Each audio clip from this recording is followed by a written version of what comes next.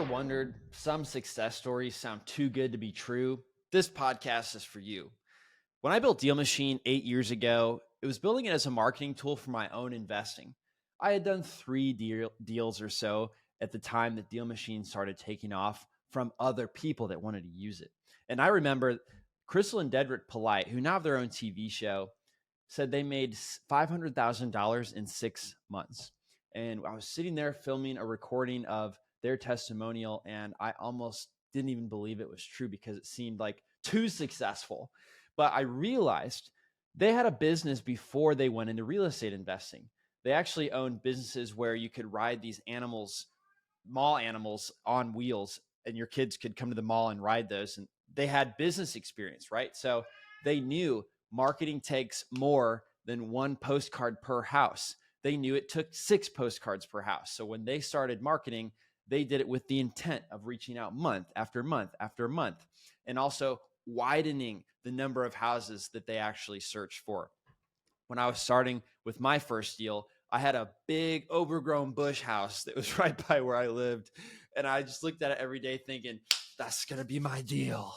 And it still hasn't sold today. So it's a good thing I moved on and just started having other conversations with other property owners, because that's the name of the game. It's in the numbers of the breadth, the number of properties that you could talk to, and also the number of times you can reach out to those property owners. Because if it's a rundown house, it's been run down for a long time, and they're not going to want to sell just because you reached out. But if you keep reaching out, it's likely something in their life will happen that will cause them then to need to reach out, and you'll be the solution right there on their kitchen table. So in this episode, I'm going to cover what is best. If you have more money than time, how should you go about looking for deals versus if you have more time than money, some of the underdog tactics that can allow you to get the best deals, even if you're in a market where it feels like there's a lot of serious big investors. And I was interviewed. This is an excerpt from one of our DealMachine customers, Greg Helbeck, on his own podcast. Yeah, driving for dollars is the best list, but if you have more money than time, buying lists is going to be a good option for you. Totally. So here's another thing. Michael Pinter, a good friend of mine, was talking with me about driving for dollars a while ago. And I think he heard this from you, and I could be wrong, but I think each market in the nation, I mean, obviously like Reno is going to be more expensive than Kansas City. So like in the cheaper markets, I know you guys actually have a pretty accurate average KPI on how many properties somebody would need to find in a cheaper market in order to most likely get their first deal. So would you mind sharing that? And then at least in the cheaper market? Yeah. So this is so important because I hate it when people quit too soon. Yeah. I'll talk to somebody who says wholesaling doesn't work in my market. It's too busy in my market. And I'll say, how many properties did you add? And they'll say 10. And it's just not enough. So you've got to know some numbers to this. So the easiest way I've noticed is in the cheaper markets, if the average home price is cheaper, like maybe $200,000, you need to add about 500 rundown properties and mail them 6 times each. And if you're in a higher average home price, like California, maybe it's more near $1 million. Well, you need to like 1,500 rundown houses or 2,000 rundown houses. It's a linear relationship with how many rundown houses you have to find versus what it takes to get a deal. And it does cost more, right? It costs more to find those houses and then to mail those houses. But the benefit is wholesale deals, you typically make 15% of the value of the home at the time you do the wholesale transaction. So that means you make a bigger profit too. So it's just harder to start up in a more expensive market, but you can definitely kill it. 100%. And I've always told people too, like if you're driving around Long Island, for example, which I know pretty well, or the Hudson Valley, which is right near Long Island, yeah, your median house price is $500,000-600,000. But yeah, like you said, your wholesale fee is 40 to 50 grand without a question, at least, like if you have a real deal and you have real buyers. So like, is it worth that extra effort to make 50 grand versus, making 10, 15 grand on a cheaper property? Like people don't understand, like if they're in a tough market, because the only markets I really know are these expensive markets like California, New York, Delaware is not that expensive, but it's not dirt cheap either. Like, yes, it's harder to get deals, but the spreads are way bigger, right? And I've never really messed around in a super, super cheap market. I'm sure it's not easy, but you're going to be able to get a deal quicker with less resistance from a seller, but you're not going to most likely make as much, because if you have a 200K ARV and it needs 100 grand worth of work, it'd be hard to make 6 figures wholesale in that deal. You know what I mean? Totally. So that's very interesting. So here's like some software questions. So what are some, like, you guys obviously got a big software company now with a lot of users. What is like in a perfect world, obviously the answer is 100 if we're speaking in a perfect world. What is like a reasonable retention rate when you bring people on a monthly recurring basis that you look for to make sure that like the business is keeping customers in or what do they call it? The churn rate? I don't know. Software. What's like an acceptable churn rate, like in like just the software business? Yeah. So for B2B SaaS, you'd want to have like a 3% monthly churn rate. And I would not consider us B2B, even though a lot of people are using DealMachine for a business purpose. A lot of people are coming to us looking for their first deal. So that's actually different. We've got a higher churn rate. We have about a 10% churn rate. And that means somebody stays for a whole year. That's the average length that somebody stays. Got it. So 10% monthly churn rate because of you're targeting the newer person who might not have a ton of money. A lot of people, it's difficult to start a business. The stats are stacked against you to successfully starting a business. I'm not sure what the stats are, but there's a lot of stats out there about how hard it is to start a business. And that's what people are trying to do when they're using our app for the first time. Hey guys, if you know you want to quit your job in the next 3 months, make sure you're subscribed to this podcast because we've got some incredible frameworks with step-by-step instruction that you're not going to want to miss. Also, leave us a rating and review to let us know your favorite parts and why you want to get financial freedom. Yeah, they're trying to start a wholesaling business. And the funny thing I always tell people is like, like I'll give you an example actually. So I'm not going to mention his name because I don't want to throw him under the bus, but he started in 2020. So right when COVID was going on. He was brand new in my New York area, right? So I was like his mentor from afar. I mean, we've met up and done deals since then, but brand new wholesaler, didn't really know the deal in the beginning. He bought a program and his niche was cold calling, and he just grinded his face off for his first couple deals. And New York is super hard. And he had another mentor before he met me, and he kind of held his hand.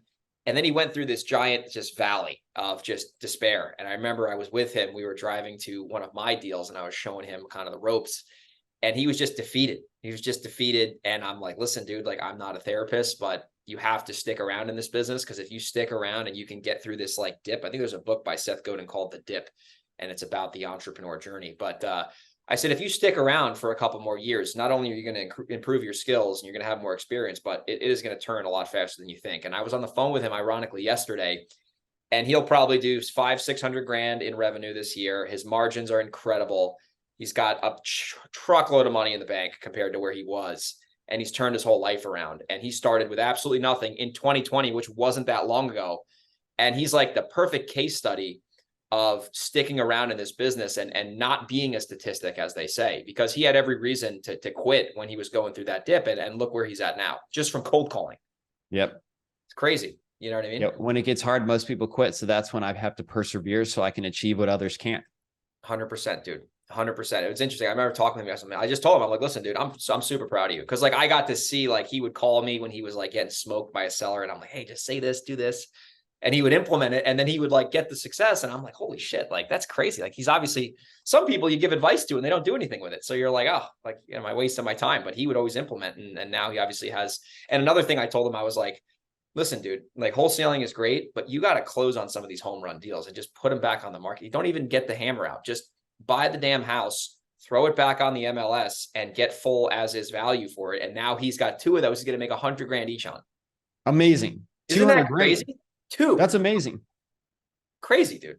It's crazy. So, the power of sticking around, especially if you start with like DealMachine, if you, another thing I've told people with driving for dollars, and you know more about this than I do. I'm like, if you're going to drive for dollars anywhere, you have to systematize it to where every day or whatever, 5 days a week, you have your map. And I know on the software, it like can kind of like trace where you've went so you don't waste your time.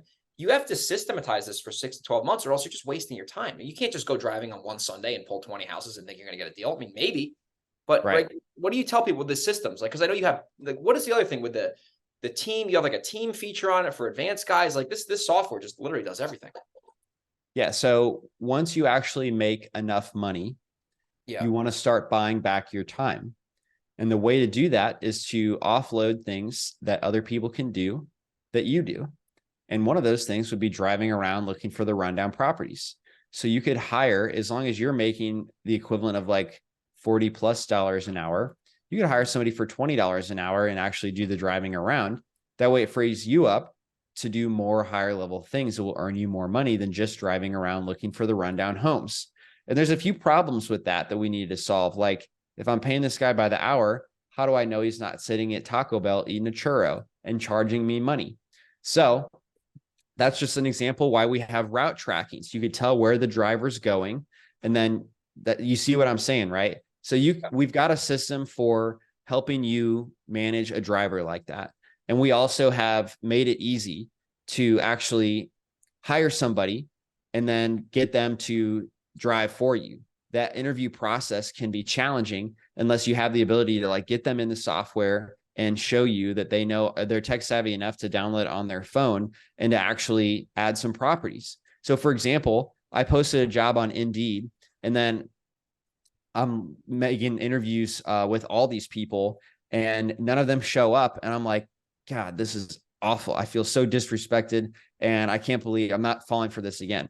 So before I got on an interview with somebody, I would say, hey, thanks for applying. Here, join my team on DealMachine. Go add 10 properties real quick. And then once you do that, let me know. I'll like Venmo you $5. And that test project would weed out people that aren't serious or aren't tech savvy. And then I would have interviews with people that were serious and tech savvy. No, that makes a ton of sense. And then you can get, I mean, I think there's a guy in St. Louis, or not St. Louis, Salt Lake City, and he has like an army of people driving around for him. I'm pretty sure they're using DealMachine. And like, if you can get 5 people to find, 20 properties a day, I mean, not only are you providing a job for somebody who can basically work whenever they want for within reason. I mean, you can just keep building that list up. And then when you get your driving for dollars list, fully functioning, and that's 2, 3, 4,000 people. I mean, there's going to be like, those are distressed properties because somebody has verified that. It's not like they're speculating. I see a lot of like, people pull these like vacant lists, which I've done well with, but you don't really know if it's vacant. It says it's vacant via the postal service, but you don't really know. It's probably like 50%.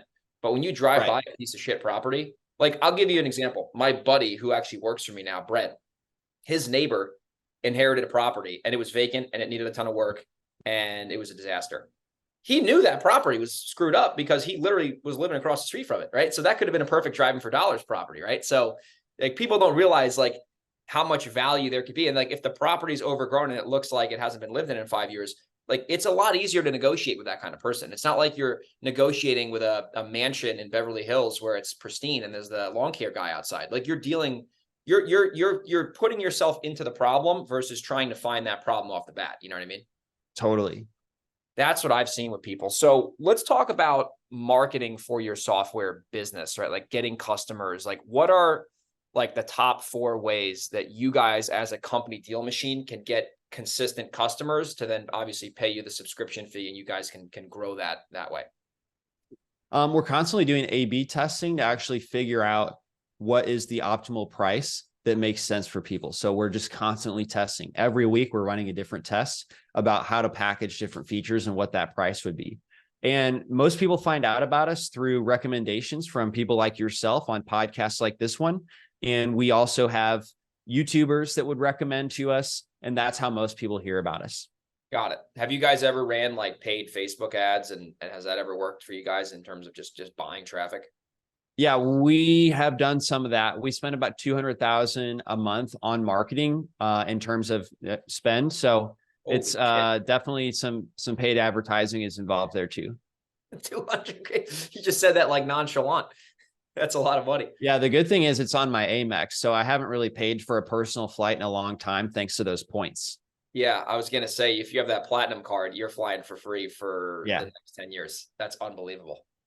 That's crazy. Have you guys ever tried like PPC for that, or is that not? Yeah, that's included. That would be included in that cost. All right. So like PPC, Facebook ads, because like I've done Facebook ads for sellers and it's always been a little hit or miss because it's such a big ticket sale and it's like you're kind of looking for a needle in the haystack. I've found PPC has been much better just because they're reaching out to you and it's a search-based marketing versus like, you're not really going on Facebook to sell your house for cash. You might see the ad and it might encourage you to reach out, but I feel like with a software business, like someone sees a good ad and they want to get in real estate, like that seems to be more of a better play versus like running Facebook ads for sellers, at least from my experience, you know.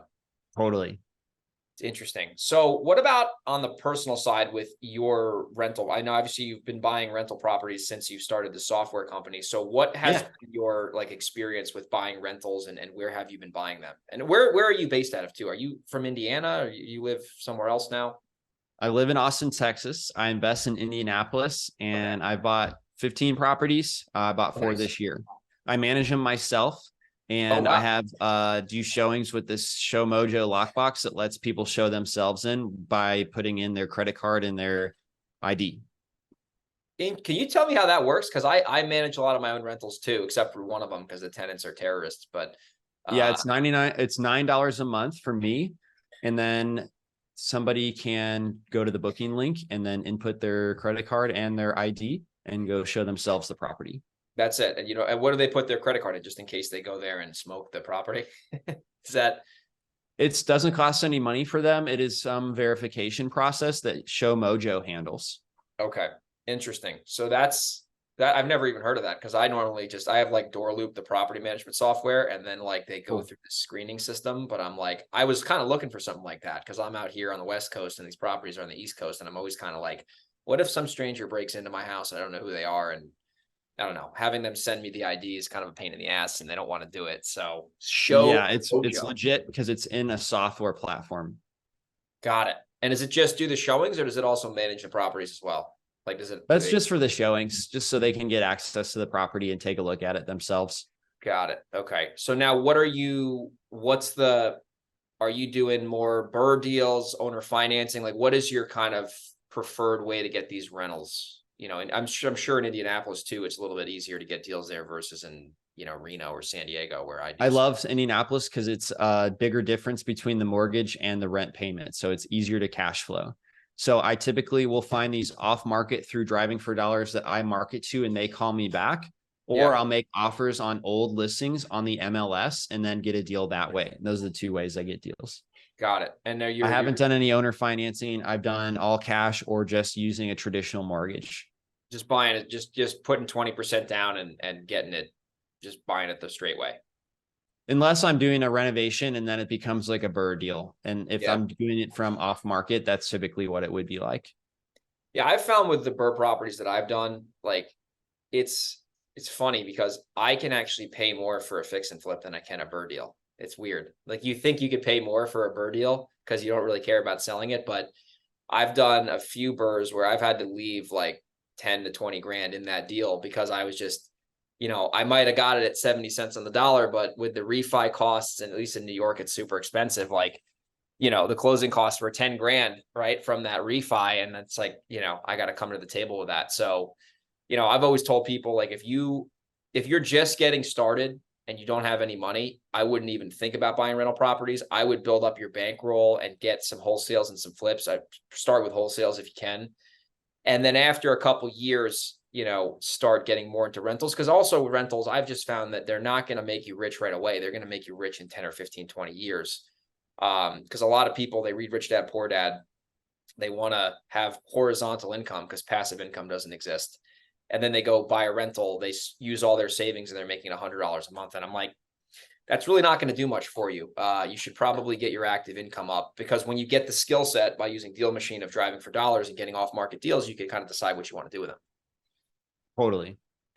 You know, so, well, cool, man. So what else? I mean, what's the future DealMachine looking like? I mean, where do you guys want to take this company and kind of what's your vision for the business going forward?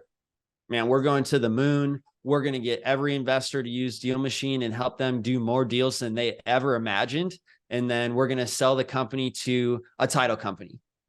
That sounds like a plan. I mean, with the software business, you know, the sky's the limit and you always have that exit versus a lot of, we were talking offline, like, you know, it's hard to sell a flipping business. I mean, you could franchise it, I guess. There's a few people who've done that, but that's the beauty of software, man. That is the beauty of software. So what about for your personal rental portfolio? Like, where do you want to get that rental business to over time? I want to get 20 properties and then I'll consider hiring someone else to manage it. Okay. That's good. Yeah, I don't. Yeah, I have I have 5 right now, and I manage 4 of them. And I've always just found like it's kind of like death by a thousand cuts for me. Like, if I'm on vacation or something, like I just don't.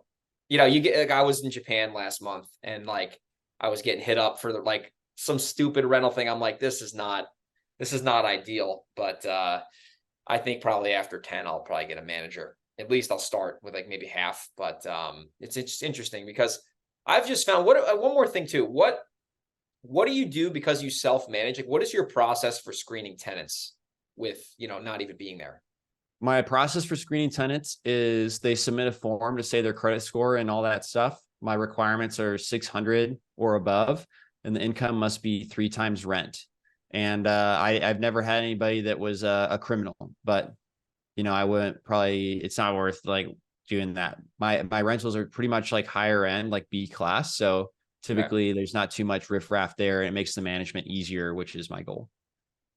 Yeah, I wish I could say I've done that before. I mean, because we have in New York, it's very hard to do evictions. So like I got to be super careful with who I let in that property, because the second you give them the keys, Oh yeah. it's like I'm sure in Indiana you can get somebody out in like a month, right? Thankfully, I've never had to do an eviction. I've avoided it by saying, look, you're in a situation where you're not going to get out of it. I highly recommend you go to somebody's house that and crash in their basement so you can get back on your feet. This would actually be an option for you as long as you can decide in the next 48 hours that that's the right choice for you. And then I'll let you out of the lease for free, no problem at all, but just make sure the house is ready to go so I can re-rent it. And they've always taken that option. It's only happened once, maybe twice. That's pretty good. So I wish that was the case in New York, because everyone in New York knows that they have 6 months to live for free. So I'm usually throwing 5 or 10 grand at them to get out, at least. Okay. Just you to got get to them know out. your market. You got to know your market, man. I've seen, this is a funny, this was like a month ago. I have one tenant who doesn't speak any English, but they have a translator, which is interesting, that works with them. So, and then the one tenant didn't have any credit. So then I was like, well, if they want to live there, like the translator has to have good credit and she has to sign the lease, which is, I think, more than fair. I'm not going to just have them not get the property. So the translator was the one who signed the lease and put her credit on the line as collateral. I mean, that's the only collateral you have, really. So she calls me, or no, one of the other tenants sends me an email, and they were basically like, we want to get out of the lease. And I'm like, that doesn't make any sense. This is odd, because I know it's like hard to do an eviction. So I called the translator and I was like, hey, like, can you tell me what's going on? And she's like, yeah, like they're having car troubles and, they want to get out of the lease. And I'm like, that's not really how it works. Like, we signed a lease, like, I want to try to work with you here, but like, you got to be reasonable. So then I was like, all right, if you want to get out of the lease, pay me till the end of August, and, I'll charge you like a lease break fee and I'll let you out of there. And they were like, what is it? I'm like, I don't know, 3 grand. And they're like, give me a second. And she like puts me on hold and like speaks to the tenant. And she goes, you know what? He'll just stay. And I go, really? He'll just stay? He's like, yeah, he'll fix the car. He'll stay. No big deal. And I'm like, well, 2 minutes ago, you just told me that he couldn't stay in the property because he wasn't going to be able to pay the rent. Now you're saying he's going to stay.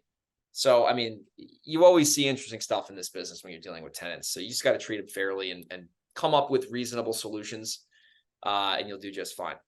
I think that's well said.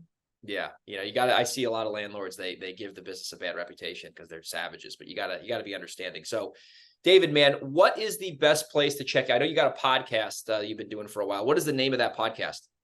DealMachine Real Estate Investing Podcast. And the story there is, DealMachine's been around for a while. We had a really successful customer that I asked to be my co-host. His name's Ryan Haywood, and we just interviewed you. So that episode's coming out. Definitely take a look and listen to that. But Ryan's story is he did a 14-day deal challenge. He actually got a first deal in 14 days. $8,500 is what he made on the wholesale deal. And then he and his wife have done 400 deals since 2019. So that's why I asked him to be a co-host, because they exclusively use DealMachine and then relationships that they've built there in St. Joe, Missouri. I also didn't think you could do wholesaling in these small towns, but like you're showing us, you can do it in a big town. He's showing us you can do it in a small town. Yeah, it's interesting. That's a crazy case study. That's unbelievable. So DealMachine Real Estate Investing Podcast is the name? Yeah, and your episode is coming out soon, so I can't wait for people to hear that. Yeah, that was a good episode. I did it last week with you. I was sitting on the couch and yeah, that was a lot of fun. So check out the DealMachine Real Estate Investing Podcast. Maybe by the time this airs, my episode will be up on David's podcast. So check that out. And then if people want to follow you on social media, what is the best way for them to check you out online? DLECO. Really appreciate that. I've been putting a lot of good content out there. Awesome. DLECKO on Instagram. It's going to help you. It's going to help you do your wholesaling. That's right. DLECKO. DLECKO, and follow him on Instagram. Check out his podcast. And David, thanks for being a guest on the show today, buddy.